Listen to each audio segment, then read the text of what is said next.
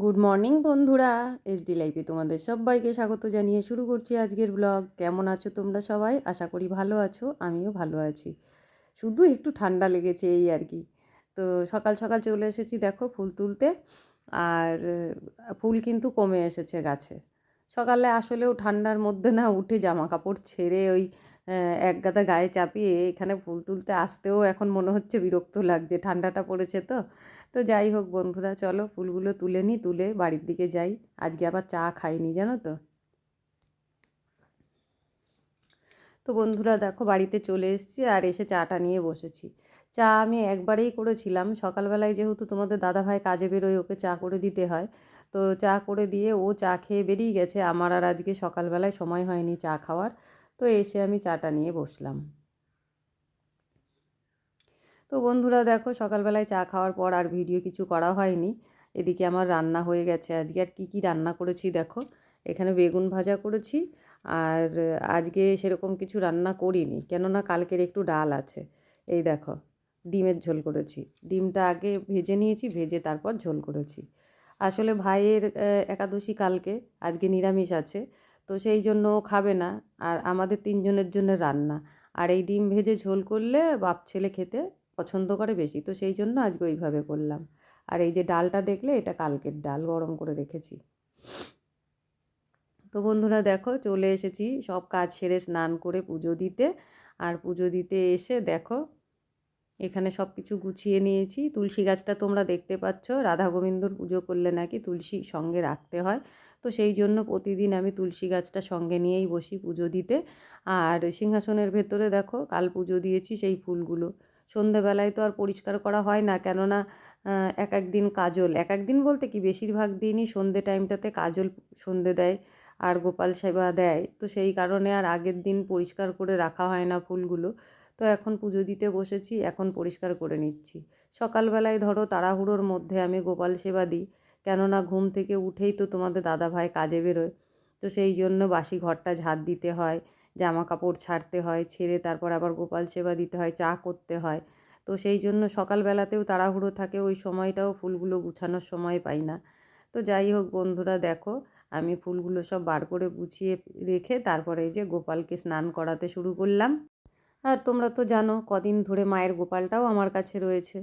তো দুজনকেই আগে জামাগুলো ছাড়িয়ে নিলাম, নিয়ে তারপরে দেখো বসিয়েছি গোপালের স্নান করার যে পাত্রটা আছে সেইটার মধ্যে বসিয়ে দুজনকেই পাশাপাশি দেখো আমি স্নান করাচ্ছি। আর জলটার মধ্যে একটা তুলসী পাতা দিয়ে নিলাম, নিয়ে তারপরে স্নান করাচ্ছি। তো জানো তো এই যে যখন আমি গোপালকে স্নান করাই না, আমি যেরকম ছোট্টবেলায় আমার ছেলেকে স্নান করাতাম, আমার মনে হয় যেন আমি সেই রকমই স্নান করাচ্ছি একটা বাচ্চাকে। পুরো আমার না সেই রকমই মনে হয়। তো যাই হোক বন্ধুরা, ঠান্ডাটা তো পড়েছে। আর বেশি জল ঢালতে আমার মনে হয় কি গোপালেরও প্রচণ্ড ঠান্ডা লাগছে। তাই খুব বেশি জল ঢালিনি, দেখো অল্প জল দিয়ে স্নানটা করালাম। করিয়ে দেখো আমি উঠিয়ে নিয়েছি জল থেকে। তো জামাটা পরিয়ে নিই। তো ছোট্ট গোপালটা এখনও জলের মধ্যেই রয়েছে। তুলে আগে মুছিয়ে ভালো করে তারপরে জামাটা পরিয়ে নিই।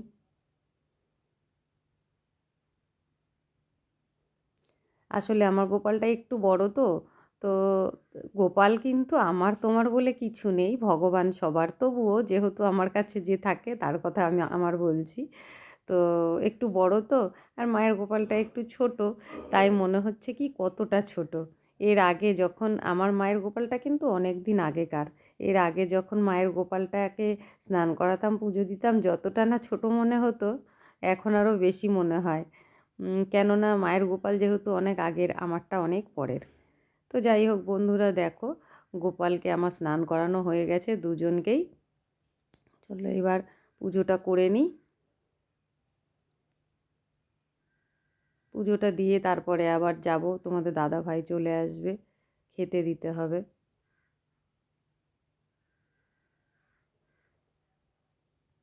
তো বন্ধুরা জানো তো এই সকালবেলায় স্নান করে উঠে পুজো দিয়ে যে শান্তি, আমি এই যে যবে থেকে দুপুরবেলায় আলাদা করে পুজো দিতে শুরু করেছি তবে থেকে কিন্তু সেই শান্তিটা আমার মনে হয় না। মাঝে মধ্যে সকালবেলায় দিই, কিন্তু দেখছো তো এই যে আমার যে ঠান্ডা লাগার ধাতটা, প্রচণ্ড পরিমাণে ঠান্ডা লাগার ধাত। আর এই জিনিসটা না আমার যত দিন যাচ্ছে তত বেড়ে যাচ্ছে। তো সেই জন্য না আরও ইচ্ছা করে মানে সকালবেলায় যে একবারে স্নান করে পুজো দিয়ে দেবো, তাহলে অনেকটা সকালে আমাকে স্নান করতে হবে। আর তাহলে না এত পরিমাণে ঠান্ডা লেগে যাবে, সহ্য করতে পারবো না। আমার অভ্যাস ছিল আগে স্নান করা, কিন্তু এই যত দিন যাচ্ছে এই ঠান্ডার ধাতটা তত বেড়ে যাচ্ছে বলে আমাকে বাধ্য হয়ে ভোরবেলায় চান করাটা না বন্ধ করতে হলো, জানো।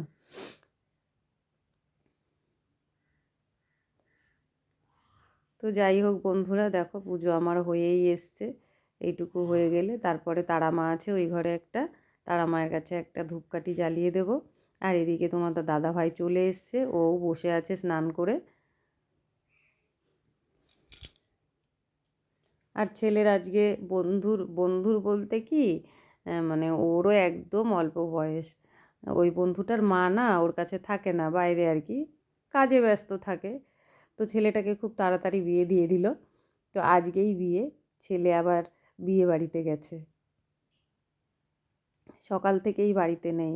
আর ও বাড়িতে না থাকলে না কেমন যেন মনে হয় ঘরটা খালি খালি লাগে। তো চলো, ঘরে তো আমার পুজো দেওয়া হয়ে গেল, মায়ের কাছে একটা ধূপকাঠি দেখিয়ে আসি। তো বন্ধুরা দেখো, পুজো দিয়ে আমি চলে এসেছি ছাদে জামা কাপড় মেলতে। আজকে বেশ রোদটা উঠেছে, ভালোই লাগছে রোদে দাঁড়িয়ে থাকতে। আকাশটাও দেখতে বেশ ভালো লাগছে, তাই না? সারাদিন ঘরে থেকে থেকে ছাদে আসলে পরে বেশ খোলা আকাশটা দেখতে ভালোই লাগে। তো চলো, হয়ে গেছে আমার জামা কাপড় মেলা। চারিদিকটা কি ভালো লাগছে, তাই না? রোদটা আছে বলেই আরও বেশি ভালো লাগছে। এবার যাই নিচের দিকে।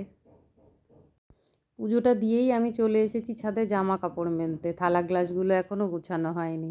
এখন গিয়ে ঠাকুরের সামনেটা গুছিয়ে তারপরে আবার যাব খেতে দিতে। আর আজ যেহেতু আমার স্নান পুজো তোমাদের দাদাভাই আসার আগেই হয়ে গেছে, তাই মনে মনে একটু আনন্দই হচ্ছে, কেননা আজ দুজনে একসাথে খাবো। আর এদিকে দেখো আমাদের গোপু সোনারা বসে আছে। এখন জানো তো ফুল ফোটা আস্তে আস্তে বন্ধ হয়ে যাচ্ছে, তাই একটাই পদ্ম পেয়েছিলাম, গোপালকে দিয়েছি। তো বন্ধুরা দেখো, ওদিকে পুজো সেরে চলে এসেছি, খাবার নিয়ে বসেছি। তোমাদের দাদা ভাইয়ের প্রায় অর্ধেক খাওয়া হয়ে গেছে, আর এদিকে দেখো আমার খাবারটা আমি গুছিয়ে নিয়েছি। তো তোমাদের তো দেখিয়েছি কি রান্না করেছি। তো চলো খাওয়া দাওয়া হয়ে যাক, পরে আবার আসছি। তো বন্ধুরা, দুপুরবেলা খাওয়া দাওয়া হয়ে যাওয়ার পর একটা নেমন্তন্ন এসেছিল বিয়ে বাড়িতে। সেটা হচ্ছে হঠাৎ করে, জানো তো, বিয়েটা লেগে গেছে ওদের বাড়িতে, ওই জন্য দুপুরবেলায় নেমন্তন্ন করে গেছে। তো না গেলেও একটা কেমন খারাপ দেখায়, কেননা যে মেয়েটাকে তোমরা দেখছো বউ সেজে বসে আছে, মেয়েটা কিন্তু অনেক দূর থেকে এসছে, সেই ফরাক্কা থেকে। তো এইখানে ওর বিয়ে হচ্ছে আর হঠাৎ করেই। তো যাই হোক, সেই জন্য চলে গেলাম নেমন্তন্ন রক্ষা করতে। আমি আর আমার শাশুড়ি মা আর আমার ছেলে তিনজনে মিলে আমরা গেলাম। গিয়ে তারপর দেখছি মেয়েটাকে তখনও পর্যন্ত সাজানো হয়নি। তো আমি আর আমার ছেলে একটু ফুচকা খেয়ে নিলাম, নিয়ে তারপরে দেখো বসেছিলাম, তো সাজানো হলো। তারপরে ওর জন্য একটা গিফট নিয়ে গেছিলাম, সেটা দিয়ে আমরা কিন্তু খাওয়া দাওয়া করিনি, কেননা এটা তো ঠিক ছিল না বিয়েটা দুপুর থেকেই।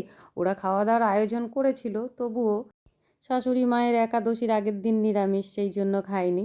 আর আমারও শরীরটা কয়েকদিন ধরে খুব একটা ভালো নেই, সেই জন্য আমিও খাইনি। আর ছেলের তোমাদের বললামই তো, দিনের বেলায় ওর বন্ধুর বিয়ে ছিল, ওখান থেকে খেয়ে এসেছে, তাই ও খায়নি। তো বন্ধুরা দেখো, চলে আসলাম বাড়ি। আসলে বিয়ে বাড়ি থেকে তাড়াতাড়ি চলে আসার কারণ হচ্ছে আমরা তো খাওয়া দাওয়া করিনি, তবে ওরা খুব জোর করছিল খাওয়া দাওয়ার জন্যে, জানো তো, কিছুতেই আসতে দেবে না। তবুও আমরা বললাম এই এই অসুবিধা, তো থাকলাম তো বাড়ির পাশেই তো থাকি, খাওয়া দাওয়া তো আছেই, সে পরে করলেও হবে একদিন। তো যাই হোক বন্ধুরা, চলে এসেছি দেখো বাড়িতে। আর বিয়ে বাড়িটা কিন্তু ভালোই হয়েছে, বউটাও খুব ভালো হয়েছে। তো আমার আজকের ভিডিওটা তোমাদের কেমন লাগলো অবশ্যই কিন্তু কমেন্ট করে জানিও।